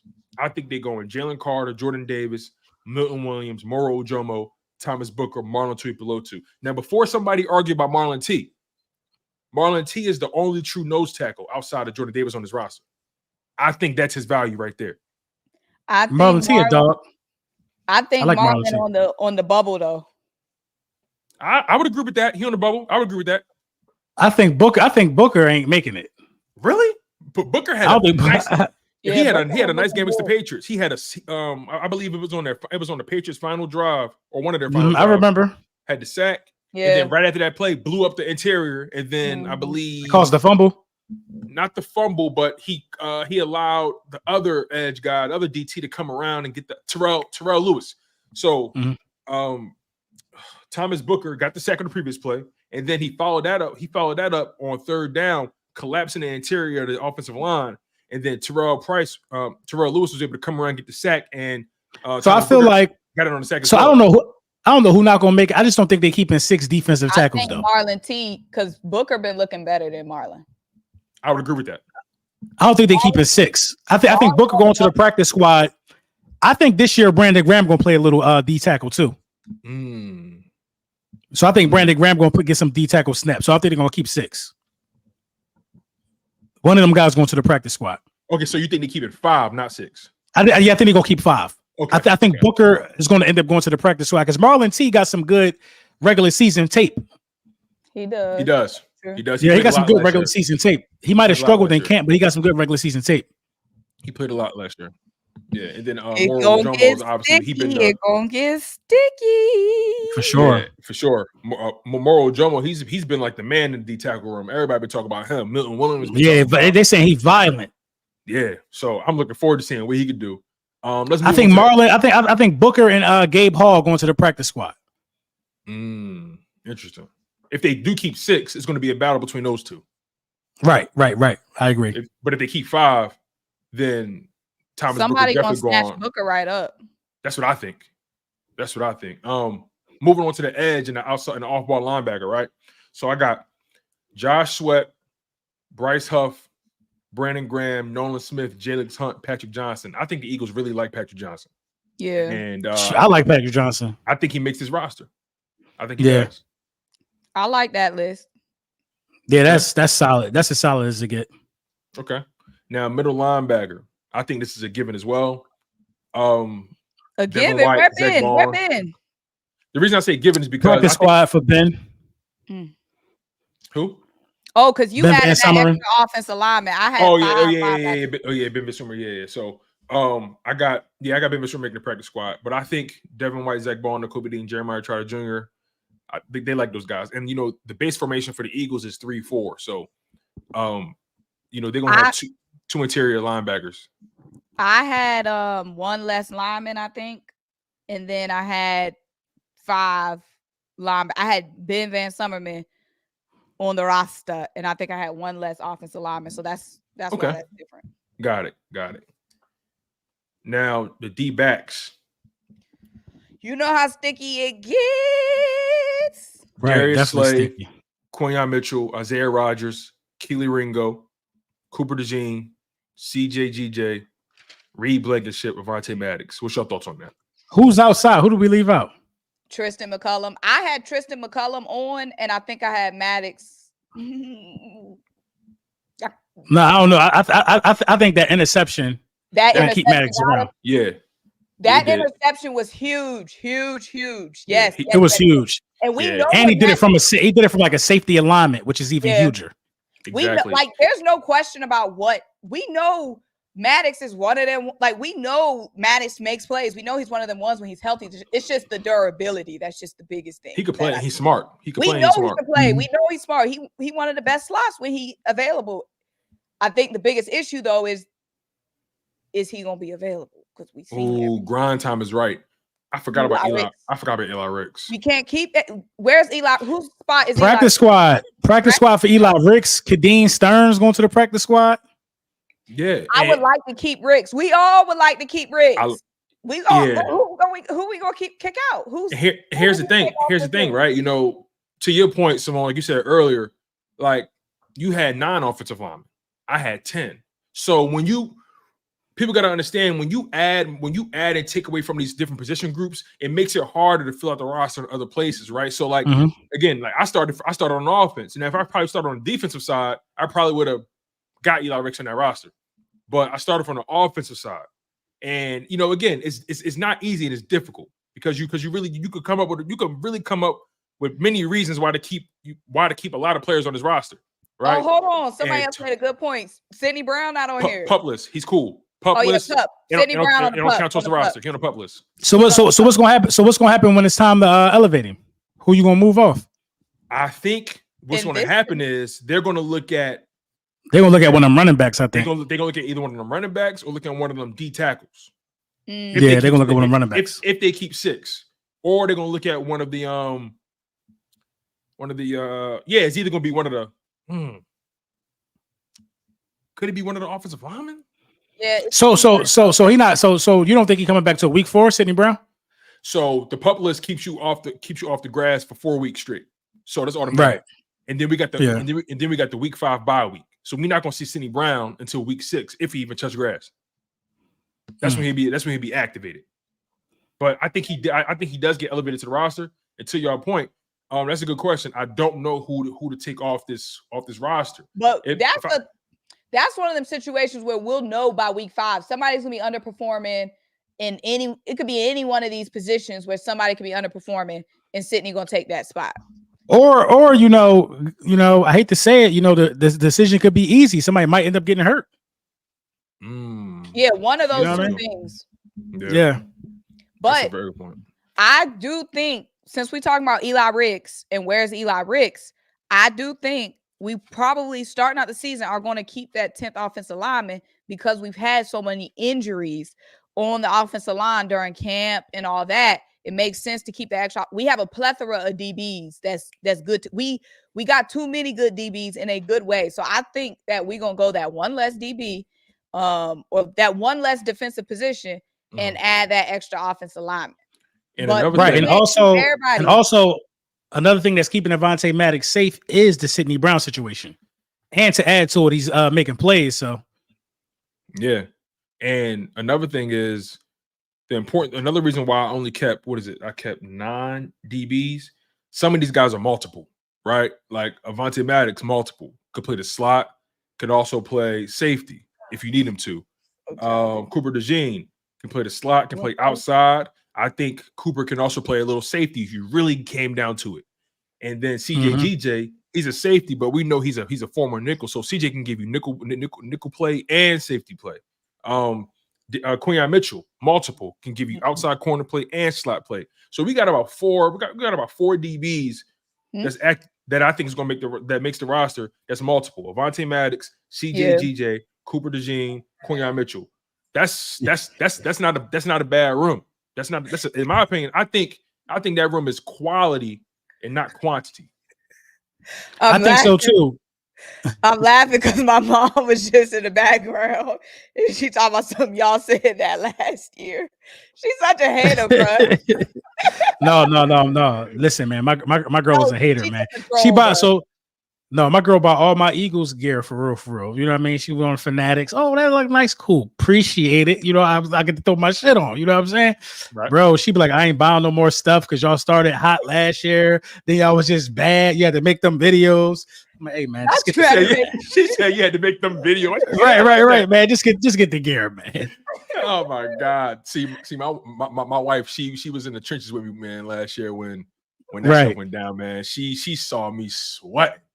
And then it got to a point where I just stopped getting emotional. That's what I knew. That's what I knew was bad. I stopped reacting. You just like, well, we trash. These coaches got to go. Is she an Eagles fan, Tone? She or whatever fan I am. That's what she rolling with. See, it's hard for me because my boyfriend a Falcons fan. So since we've been dating, I've been the riches. You know what I'm saying? I've known nothing but riches. He knows nothing but poverty. Like on Sunday, I'm trying to be modest, not trying to pop my stuff because we winning, they losing. Now that gap is getting close. I don't like the fact he could pop his. I don't like it. Hey, that gap ain't getting close. Hey, we got to see it on the field. We got to see it on the field. Way closer than it was. Like I don't like the fact that I don't like that. I think I ain't gonna lie. I think they're gonna run away with that division, though. They are. They are. Yeah, they're gonna run away with that. But what cannot happen is us losing to the Falcons week 2. Absolutely. Not. I don't think it's gonna happen. Right. I think it's gonna be. Wait, is that a home game or an away game? It's in. That's home. They coming to the Linc. We winning that game. Come on. We winning that game. We about to smoke. Kurt. We got 26 super chats. It was just at 15. Oh, appreciate all the super Listen, we're going to get to all of them. We love y'all. Yeah, shout out to y'all. Get to all of them. Hey, listen, LB, most of them yours, though. I don't know who they belong to. He know they his. I wouldn't either. As long as that check clear. I don't know who they belong to. But we might as well go to the top. Go start from the top. Yeah, let's do it. It might be a little better for y'all that y'all sick of is not invested. You know what I'm saying? No, it is. No, she an Eagles fan. Yeah, like she now. My wife from Atlanta though. Now, she's from Atlanta. Right. I'm talking about like a die hard Ben. Oh, no, she ain't a die hard. No. But she's from Atlanta, but she moved to Philly when she was younger. So she an Eagles fan by proxy. You know what I mean? Right. So she wear the gear and all that kind of stuff. So she definitely show love and she get excited for sure. But yeah, she's like it's different for me though. Like I get. See, I can't how people do the play-by-plays on YouTube, like Philly Mike and all them. I can't do that. I can't do that. Yeah, I gotta watch it. I don't even be sitting down. I'd be like in front of my TV, like my main TV, the one I'm like joint over the fireplace. I just be standing there like I'm like this. I'm like. Yeah, I'm too. I'd be like, babe, please. Some ice. Please, some ice. It's going down over here. Get this man some milk. Right. All right, y'all. Let's get to these super chats. We about to get to y'all chats. Don't be mad, Listen, y'all. We got y'all. Listen, y'all. Somebody, Fat Mac said, "Love y'all, but y'all need to evolve." I guess them more, y'all. It'd be allowed. Evolve who more? We would just be responding to chats all day. You guys, with all due respect, it's over 700 of y'all in here. So we doing our very best. We trying to give y'all a cohesive show. You know, so if again, this is a new product that we're establishing here. So this look at show two. Only show two. This three. This ain't three. Well, the official. It's officially two. Okay. I had y'all's guests on. That on the test show. Let's put it that way. On the test front. Hey, I'm counting the pilot. That's just three. It's a pilot. I'm counting the pilot. I like that. Patient zero. I like that. It's the pilot. Right. All right. So let's get to these super chats, y'all. And again, we really appreciate y'all for investing. We right after Casper the Barbarian. Right after Casper. Yeah. Let me see. Here it is. Casper. Oh yeah, we gonna get to the chats though. Okay. But y'all know when the conversation flowing, it'd be hard to jump into the chats when the conversation. No, you got to go up. You gotta go up, son. Wait, right here? After Casper first joint. Yeah, yeah, right there. This is where we're at. Yeah. All right. Bird Gang 336 with the $4.99 super chat. He says, "Bro, we had Ty Pinkston, James Thrash, and Freddie Mitchell. We've been through the struggles." What about when we just thought they was solid though? Fulgham was our hero. Like we was Travis Fulgham, JJ, and Rager. Like we just recently got out the trenches. Travis Fulgham finessed me, yo. I bought that nigga jersey. He finessed me. Jalen Rager, man, that was terrible. That was terrible. How we losing sleep over that? I would be. How was it? Because you're gonna have Justin Jefferson and AJ Brown. But then you but listen, I'm cool with Smitty and AJ, regardless. It worked out how it worked out. Exactly. I'm cool regardless. Hey, listen, man. Sometimes when you crack the egg, you get a little shells in there. You know what I mean? So you can't got you the good with the bad. He learned from that. He definitely learned. He learned his ass off. That man became a scholar. He learned for sure. All right, let's go to my man Mike Jenk with the $1.99 super chat. He says, "Who would you keep, Anais or Paris?" No way, both stay. No way, both stay. So I think we kind of addressed this, right, LB? Yeah. I would definitely. Anais got to go to the practice squad. He got to develop, man. He we got too much depth at wide receiver now with the addition of Dotson to even keep him around, holding up a spot. I dig that. I ain't saying cut him, just let him keep developing. Yeah, it's just the Eagles. They're so funny about their draft picks, right? When they draft you, they really want to keep you on the roster. I hate that for us too. Yeah, I do too. I want the best people playing. I don't care if I draft you in the 7th, if you undrafted, if you playing well, you playing well. Get them out there. But on my prediction, I got him making the roster. But like to LB's point, if they end up moving him to the practice squad for Paris Campbell, then I would roll with that. I guess I just get a little wary about, do you think he would survive the practice squad? Somebody wouldn't poach him, or do you think he's been that lackluster? Yeah, I was about to say that's what I was about to ask you. Do you think he's been that lackluster to the point where nobody's going to really take a chance? Oh yeah, because you got to clear waivers, right? Well, you're going to you got to clear waivers first, and then you fill out your practice squad. So that's what. They ain't gonna even jinx it. They ain't gonna jinx it then, right? Because he's getting poached. They ain't gonna jinx it. It's more likely Paris Campbell and John Ross make it do waivers, right? Than him. You know what I'm saying? So, this the thing though. I think John Ross will find a home too, though. Yeah, John. Regardless, I think John Ross will find a home. I think Paris Campbell is the most likely to clear the waivers. Dollar's gonna be looking to see where crumbs fall through our practice squad. We so deep. They're gonna be looking. They're gonna be out there like the bed. Can we get a little crumb? Right. They're gonna be out there with their cup.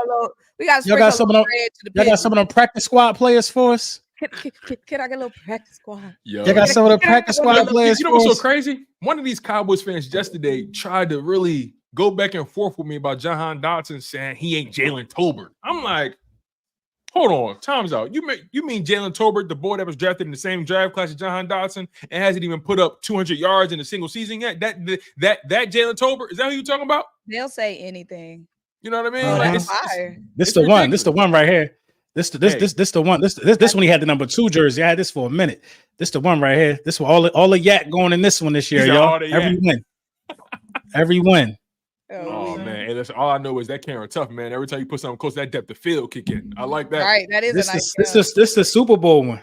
Oh, that's Little B dog. You know what I'm saying? You know So what? I'm gonna get us some. Huh? Somebody painted on that. Oh, that's fire. You gonna be at somebody the Falcons game for sure? Yeah, for sure. I think I'm out last there. time we talked, you said I don't think you said that game. I said Ravens. Ravens too. I know, but I don't think you said Falcons the first time when we was talking about the games. Oh yeah. I had to look at my schedule. I think that's a Monday, right? Yeah. Yeah, I'm out there. All right, we got to set something up, maybe like a pregame. Or something. I ain't gonna even go to work. I'm gonna be out there like 1 o'clock. He's not even going to work. 2 o'clock. I ain't gonna lie. I'll be out there like 2 o'clock. Oh man. So we got my man Shep with the $10 super chat. He said, "What up, fam? We're on our way. Fly Eagles fly." You already Yes, know. sir. That's my guy, man. Shout out to Shep. Really appreciate you, big dog. All right, let's go. My man Casper.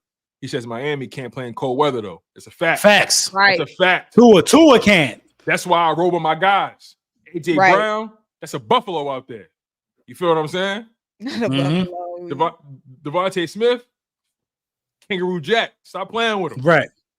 Right. So that's why I roll with my crew, because they in any condition, rain, sleet, or snow, the Eagles They solid. go. Come on. They and you know what they do, y'all? Once we start reading the supers, they start sending more. Oh yeah, Yeah, because they know what time it is. right. We're gonna get to them though. We gonna get y'all. to But yeah, y'all, that's gonna be the format of the show. We're gonna get through our talking points, and then to close out the show, we're gonna get to every single super chat to show love to everybody. We got y'all. Trust us on that. Dang, this show went by fast. Love, the last one was an hour and a half. We getting close to that. It's an hour and 17 so far. So Quentin Campbell with the $9.99 super chat. He says the offense's identity Super Bowl season was RPOs. With this offense, there should be only 1 or 2 brotherly shots for TDs. Yeah, we read that one, but ain't nothing wrong reading it twice. I agree. Yeah, for sure. The red zone should be solid. Yeah, right. I forgot who said it. Somebody said Saquon Barkley may lead his team in touchdowns just because of how they may use him in the red zone. In the passing game, the screen, like they say it's a chance he may lead his team in touchdown. It's a possibility. Thank you, Quentin. We appreciate you. Appreciate super chat, Quentin. B Mills X21. He says B Mills is back. He said preach, broski. B Mills. I guess he forgave us because remember last time, wasn't it B Mills who? Was it B Mills? I think it was B Mills who we was going back and forth with a little bit. We was. I don't think so. I don't think it was somebody else. I think it was somebody else. But appreciate the super chat, B Mills. Right. I think B Mills talking about we were saying we tired of the narrative that he can't throw. Yes. Shout out to B Mills. I'm talking about last stream. Remember last stream? I remember what you're talking about. It wasn't him. Yeah, it wasn't him. Okay. No, it wasn't him. Lil Brunson don't know what he's talking about. He got that Brown kicking in. That Brown. Oh man. Shout out to get some more as soon as we done. Hey, listen, it's Friday. I ain't mad at you playing. Right on this Madden. You dropped the kids off. Oh yeah. That's what they gone. They gone, bro. They gone. Showing his ass. Oh, Profit one time. With Profit. The $10 what up chat. though? Profit with he feeling himself in that pig. I ain't mad at it. With the 10 bones. He said the better question is, when will we get the ball between all the weapons and Jalen's escapability? I believe Dallas is going to let Dak go and trade up for Sanders and make Dion head coach. It could happen. In that conspiracy, like I see like Tank for Shador. I keep seeing. I don't think Dion gonna be a head coach in the NFL though. Yeah, listen, that college money. Now I could see the Tank for Shador, but Dion head coaching. And Dion ain't gonna want to deal with Jerry. Yeah, right. Nah. Right. Yeah, he'll probably come in after Jerry. But yeah, Dion don't want to deal with Jerry. Yeah, I wouldn't even want to deal with Jerry. Shout out to my man Profit Time, man. Thank you for the super chat, my guy. But to your point, though, as far as the better question, when will we get the ball between all the weapons and Jalen's capability? I don't think there's going to be a problem. I think Kellen Moore is going to make sure this offense is orchestrated like a well-oiled machine. On top of that, Jalen Hurts is going to be able to distribute the wealth. Jalen Hurts is the perfect quarterback for this situation, bro. He has no whoever eating, he's just going to sit on the sideline, wait to get the ball back. And it's a clear, like I said, it's a clear pecking order, right? AJ Brown, Devontae Smith, Jahan Dotson. I think this team understands that it's a larger goal. Everybody got their money too. They all got their money too, bro. Right. I think now it's just time to win championships. I can see AJ Brown having just like 1,180 yards, something like that. I can see Smitty getting 1,000. I can see AJ dialing it back because you got more mouths to feed. Mm-hmm. I don't think AJ going for another 1,400. I wouldn't be, to your point, I wouldn't be surprised if he had like a 1,200 year, eight touchdowns, something like that. Smitty have a 1,100 year, or maybe Smitty had a one. Maybe Smitty may be the one with the big year, right? He may have a 1,300, 1,400 year. Listen, man, y'all got to keep in mind, man. Saquon could catch too. Jalen been hitting him on them wheel routes, bro. I know. I think Saquon might have a career year in receiving yards, bro. That's how dangerous this offense could be. And Will can catch too. Yeah, right. Yo, you know who been having a good offseason, low key, and I kind of been trying to be measured about it. Kenny Gainwell. Yeah, they've been talking him up crazy. I've been hearing people just say, "No, Kenny really." He been running tough. Players, they've been saying, "No, Kenny got a different vibe about him now." And, we got to see it. We got to see it against the one. We just got to see it, and there's also less pressure on him because you got Saquon in the building, so he'll be all right. Yeah. Right. He should be okay. Let's move on to my man Drew Johnson, who's been a member for 40 months. Drew Johnson, what up? He said blitz and they will get cooked man to man. Saquon and Jalen in the backfield, fire. Period. He ain't lying. Right. F around and find out. Shout out to my man Drew Johnson. We appreciate you. Hey, Symone, you want to read this one? The Yale Nation podcast, number one weapon Eagles need to deploy is time of possession. A fresh defense makes for a better defense. No, agree 1,000%. Yes. There should be no confusion with us not running the ball, time management, clock management, all of that. I feel like, I think the goal for this team is to get in 3rd and 2 or less. Keep them chains moving. Yeah, being in 3rd and long being in 3rd and long too many times in the game is inexcusable, in my opinion. Absolutely, I couldn't agree with you more. And then I think another thing that's going to be really important this year is starting field position. Right, too often the offense was starting at their own 20, at their own 15, at their own 10. Like drive after drive after drive, and they were forced to go the whole length of the field. This defense. You know, the goal for the offense is to try to dominate time of possession, but also when that defense is on the field, they're going to have to do a better job getting off the field, creating turnovers, getting 3 and outs, trying to, preventing the other team from crossing the 50 as much as they can. Right. I don't, and with this defense, taking it a step further, if they can just be top half of the league, if they can just be ranked 13th, 14th, because doing the math, 14 teams make the playoffs, 7 from each conference. If they could be a top 7 defense in a conference, if they could be a top 14 defense in the NFL, I think you can do something with that. I agree. So let's move on to War V. That's what I call it, man. War V. With the addition of Dotson, I think Kellen is going to have to scale back a little bit from those 2 tight end sets he likes using. I hope that's not the case, but likely. I got this feeling about EJ Jenkins, yo. I like that. That's what I'm saying. I hope that's not the case. But listen, you got to give one of them tight ends opportunity, bro. You got to give him an opportunity. Yeah. So we'll see. Mm-hmm. All right, moving on. Thank you again, War V, with the $4.99 super chat. My man B Moore, OG Triple OG. He all about business. This my man. Shout out to my man B Moore, the dream team, no cap. LB stirring the pot with facts. Are you rapping, B Moore? Okay. How are you on point? You saw Wilson blocking, didn't you? Don't be surprised when you see him out there. Hey, facts. At tight end, I agree with that. And that's the thing. I'm glad you said that, B Moore. Hey, man, when I stir the pot, the spoon is called facts. I don't lie. Like that. That's all I'm saying. Shout out to my man B Moore, man. We really appreciate you, B Moore. Yeah. B Moore always show a lot of love. My man, I shine. My guy with the dub. Big money. That's my man. I feel after Tuesday, we're going to end up the best depth on defense, and defense once players get cut from other teams. Okay. Oh, best depth on offense. A defense once. Oh, you think we're going to add to the defense once players get cut? We're going to see. Okay. Yeah, and also, again, like, don't be surprised if, to your point about that tight end 2-3 situation, right? Don't be surprised if some guys fall through the cracks and the Eagles pick up somebody for another tight end. Don't be surprised. Right, that may be an option too. Because the tight end position, I feel like the tight end position has more C plus B minus guys than A level tight ends. You know what I'm saying? I feel like the A level tight ends is a very small list. I feel like there's more B level, C level guys, and that's all you really need that tight end to. I think so. Right. Moving on. Thank you again, Asha, with the 1999 super chat, big dog, cutting the check. I love it. My man Donnell Shipley with the $10 super chat. I would rather play competition than not. I want to see how we line up against playoff teams. So I like how Green Bay and ATL are good. Let's see how we match up. That's my mindset. Good on I like good. it. I don't want to play nobody. I like it. I want to walk good right on good. I want to be ready when the playoffs come. I want to be ready. Hey, I ain't gonna lie. I'm trying to tiptoe to this number 1 seed. Right. Give me that easy schedule. I don't want to play nobody. I want to play the Panthers 17 times. Hey, I'm trying to tiptoe to the number 1 seed. That Super Bowl ring, the same ring, no matter who the schedule was. You don't get an extra ring because you play harder teams. True. That's a fact. I do want to make sure that they just ready though. Like they and that's why I want to play like the Panthers would have been a perfect perfect tune up.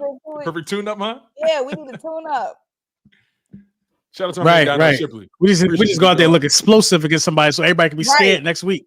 Because we actually got to be on point against the Packers, and we got to be on. Like we started last season with the Patriots. Like we was able to slip up and make mistakes because it was the Patriots. You know what I'm saying? True. Mm-hmm.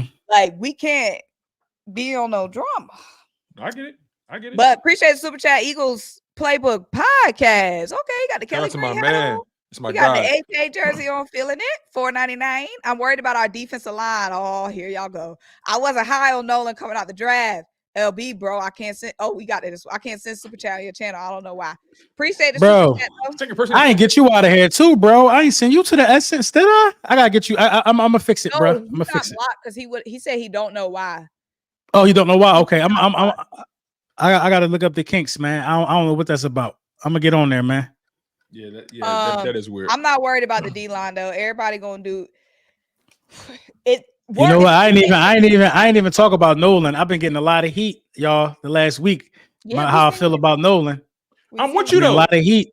I'm with you though. Listen. Word. Because this is the thing. Because I be calling Mozzie a bus.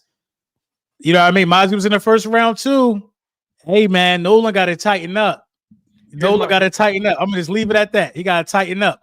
I don't care if it's only a second year. I'm not trying to hear that. Do you see the rest of the world taking it easy on Jahan Dotson? First round pick is only his second year, and I think he was productive.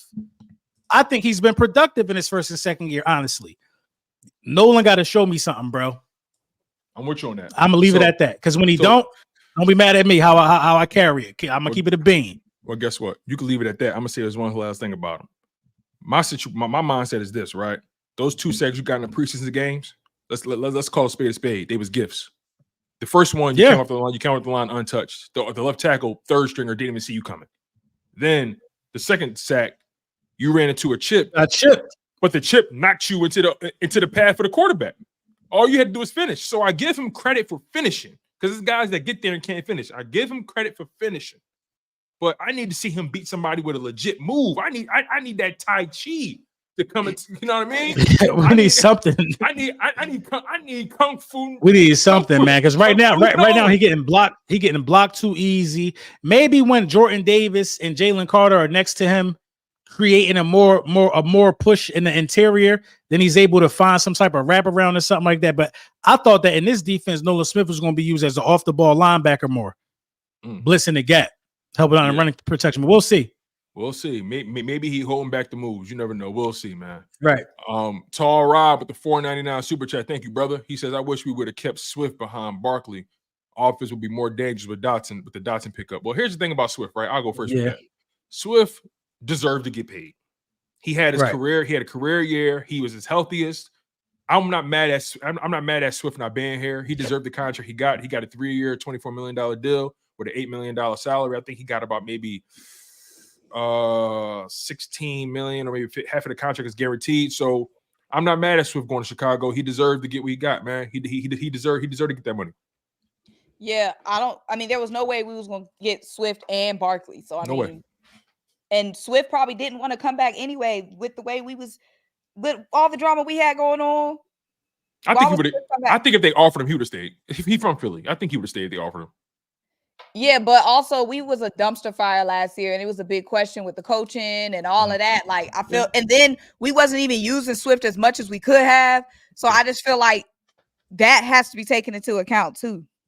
Like with him making a decision. But yeah, I mean, we can't keep everybody, and we got Saquon. So I mean, and I love Swift too. Like in a perfect world, I love Swift. Agent 0, first Philly Eagle to wear number 0. Like jumping over fold, juking like, but she can't. They really didn't use him right, man. It was crazy. The thing, this the thing, man. Good riddance. We got Saquon Barkley. That Brown, respectfully. That Brown. Hey, it's Saquon, bro. We gotta clip that. That's he said. Hey, it's Saquon. It's Saquon. It's Saquon. It's Saquon. You know what I'm saying? Funny. Hey, I got respect for you. But if it was anybody else other than Saquon, I'd be like, yo, we should have kept Swift. It's Saquon, bro. I gotta clip that off. That is funny, man. Clip it and send it to me. It's the truth. Good riddance. That's it. Be Moral with another super chat. Thank you, brother. I really appreciate you. He says Nick Sirianni was in love with mediocrity. Remember this? I gotta click that link when I get a chance. But I'm gonna click it. He said, I still ain't over this Buns route runner. Now, we could probably guess, right? It was Quez. Jay, I think right, it was Quez. Jalen Rager, like, you know what I'm saying? Jalen Rager was the biggest gag, man. He convinced the hell out of us in the training camps, didn't he? And he still who he moss at training camp this year. Oh, he a training camp all pro. He all pro training Ringo. camp. It was Ringo. He beat Ringo. Yeah, that's what it was. Yeah. Shout out to my man B Moore. Fat Mac Philly with the $4.99. Oh, he said new to the about me. He said to the channel. He's already subscribed to Tone and LB. So appreciate you joining the channel, Fat Mac. He lives in ATL too. All right, you be pulling up to the Eagles bar. I'm banking on Vic to be the key week 1 versus the Packers to be exotic versus Love. All right, I hear you. But yeah, I'll probably see you at the Eagles bar if you be out there. And look, speaking of Love, the last thing on him, he ain't sneaking up on nobody no more. You know what I mean? The tape is out there now, so we're gonna see if he really bought it. All right, thank you again, Fat Mac, with the $4.99 super chat. Screaming Jerry Lee, that's a funny name, with the $2 super chat. He said, "I think tight end and wide receiver deal is a pay matter difference." Maybe. I don't remember what that was about. I'm trying to remember the context. Probably when we were like, what was a bigger concern, wide receiver or tight end? Yeah. Okay. Shout out to Screaming Jerry Lee, though. We appreciate you with the super chat, dog. Thank you so much. King DV Sports with the $1.99 super chat. He said, I'm making Gabe Hall. I'm making Gabe Hall. I guess he said, I'm thinking Gabe Hall ain't have a good camp. Got it. Mm-hmm. That's what it sounded like. Yeah, I heard. I ain't heard nothing from him. Like, I heard that he was. Yeah, I haven't heard nothing from him. Okay.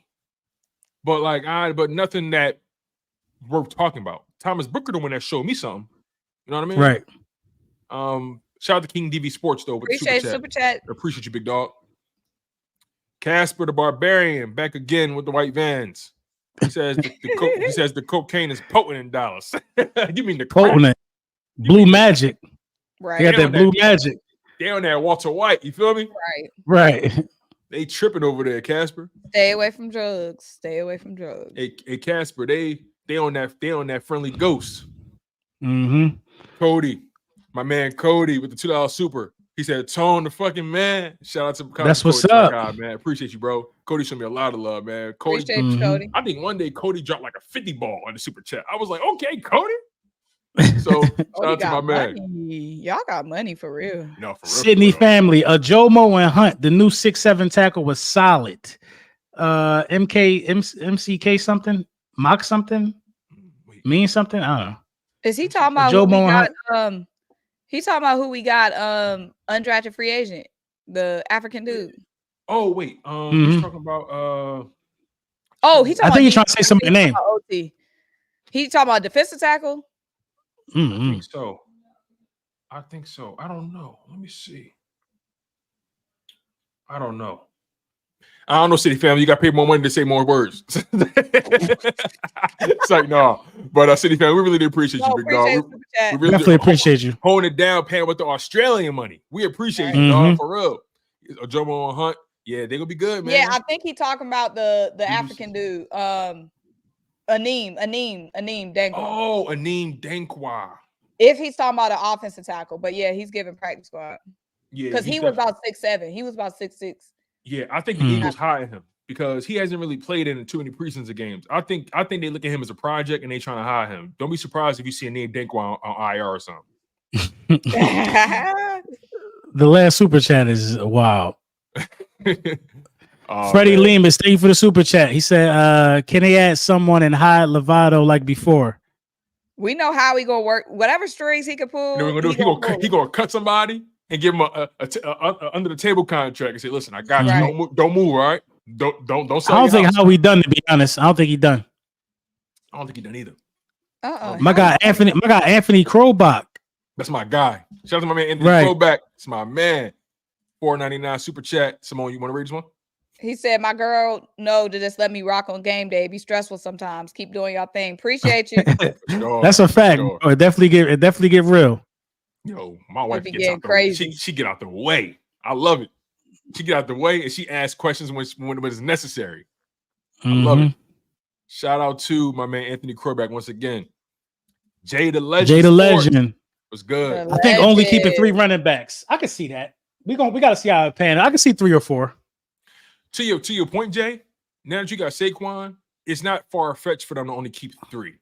It's not far fetched at all because last year I think they kept 4 because they all did different things that they wanted them to do.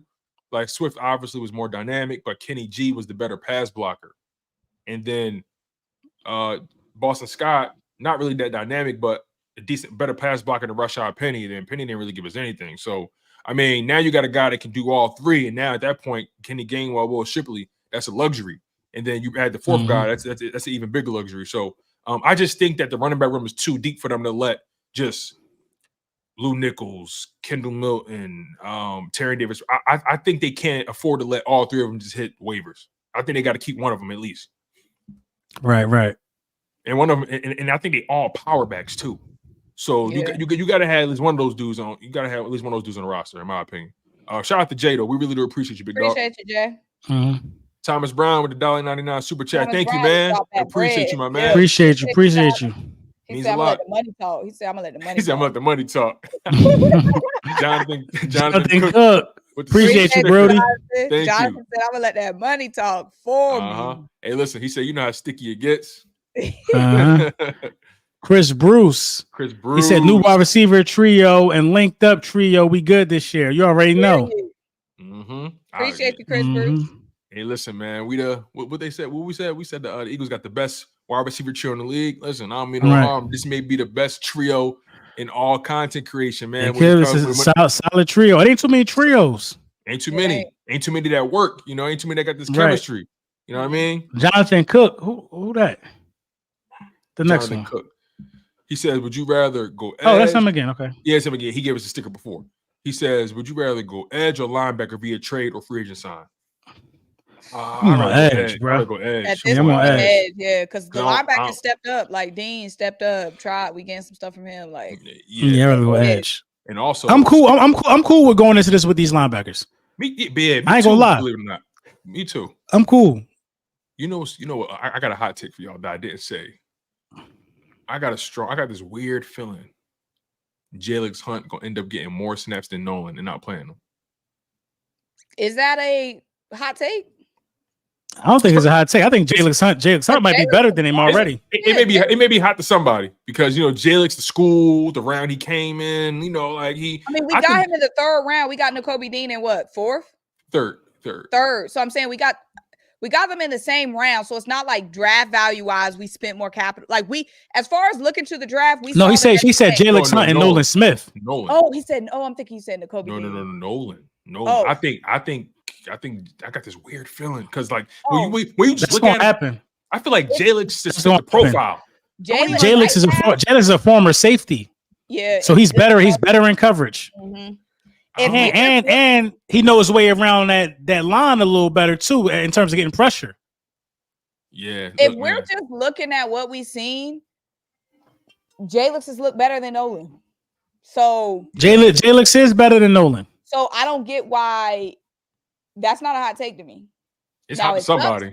It's hot to somebody. You know what's hot too? It's hot to that front office because that front office is gonna have to justify that pick. They're gonna play Nolan Moore coming out the gate. They're gonna try when they know that's the wrong move. They're gonna have to. I think that's a good prediction. Is it a bad look for Nolan? Yeah, but it's a spot on. I think that's we're trying to win, so Nolan got to deal with that. When you saying something out of left field, like I feel like a hot take is something that don't really have justification behind it, or you don't got facts behind it. Like that's what I think when I think hot take.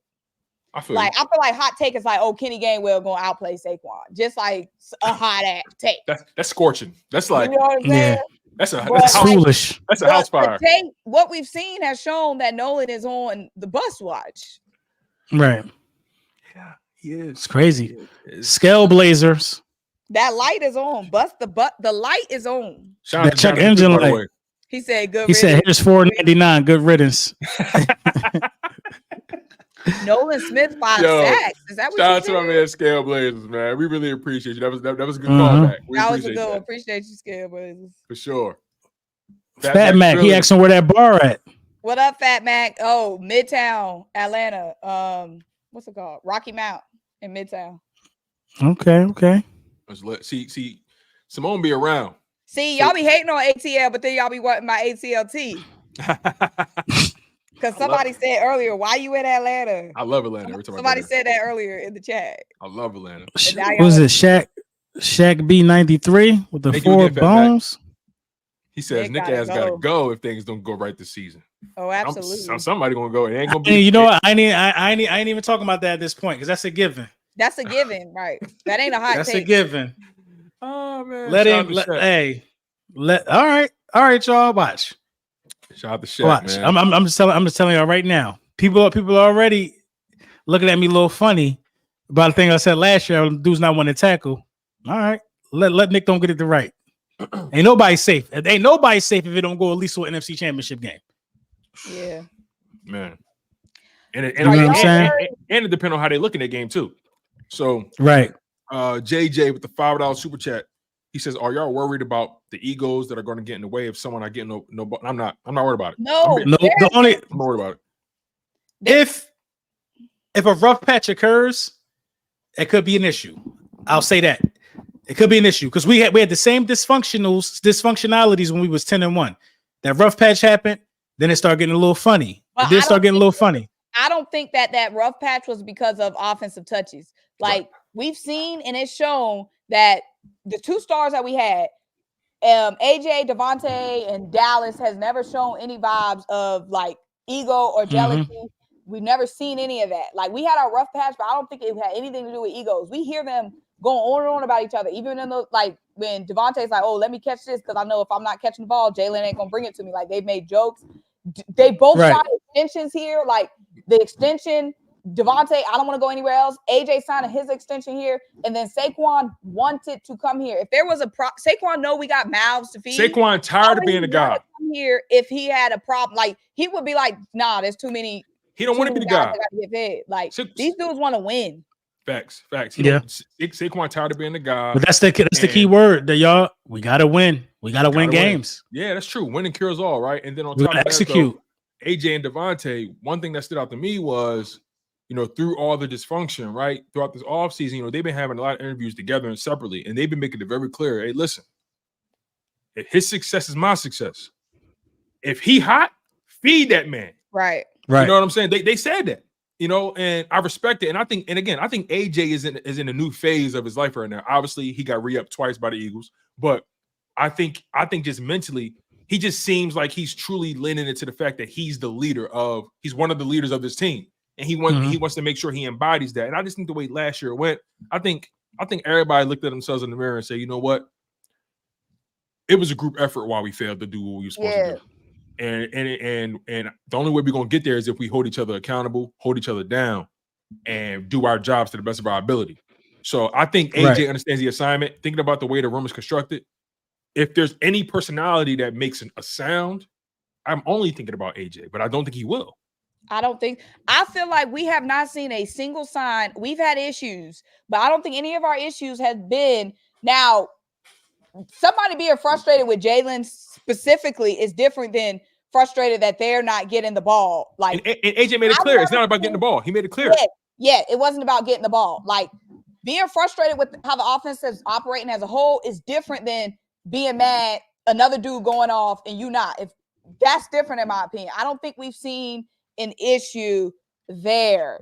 And the actions have proved it. And AJ, AJ has been, upset about play calling before. Like when we went for the field goal in the postseason, I think on like a 4th and 3 in the Super Bowl, he was like, I knew we was gonna lose when we went for the field goal. Mm-hmm. He wanted to go for it. But that's play calling. That's not like why if Devontae exactly. I don't see AJ like if we're cooking and Devontae's hot, I don't see a situation where AJ's like, get me. I mean, of course, you love the game, you want to be involved, but I don't think it's like, dang, Devontae got 5 touchdowns in the last 2 games. I only got 1. Yeah, I don't think I know to do with that. Them being petty. I don't see them because they're competitors, right? When you want to compete, you want to be involved, right? And to your point, right about AJ saying, when we kicked that field goal, I knew we was losing the game. I was at the Maxwell Awards 2 years ago, I think. I was at the Maxwell Awards. I think it was either last year or 2 years ago. And I had the opportunity to meet Jalen Hurts, had the opportunity to meet Nick Sirianni, BG, and all them. And I was backstage with Nick and Jalen. And they was doing like this little intro, talking about Jalen. They was better give him his award for the Burt Bell Award and all that kind of stuff. And he was talking about the Super Bowl run and all that kind of stuff. And they was saying, the Eagles, they were one of the best teams on 4th down and all that kind of stuff, right? And they showed, I think, a punt or a field goal. Jalen walked up to Nick because me and Jalen were standing next to each other at first. Jalen walked up to Nick, tapped him and said, told you we should have went for it. He said, told you we should have went for it. I'm like, And again, I'm not making this up. I ain't got no reason to make it up. You know what I'm saying? Like when he said that, when he said that, I was like, I agree. It was moments in that game where I said, why are you changing your stripes now? Mm-hmm. You punt it where you normally want to punt it, like.